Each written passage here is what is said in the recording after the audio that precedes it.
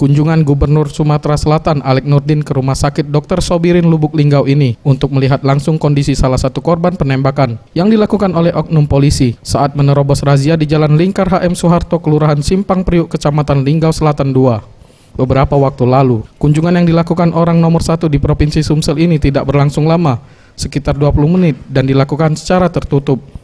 Selesai menjenguk korban, Alex Nurdin menyatakan sangat menyesalkan terjadinya peristiwa penembakan yang dilakukan oleh oknum polisi, yang berujung tewasnya 1 orang dan 6 orang luka-luka. Namun ia enggan berkomentar lebih jauh terkait kasus penembakan ini, sebelum hasil penyelidikan yang dilakukan tim Polda Sumatera Selatan selesai. Kejadian ini kita sesalkan, tidak boleh terulang lagi, dan bagaimana supaya yang sakit bisa segera sembuh, warga tidak terganggu. Peri Setiawan, Sriwijaya TV.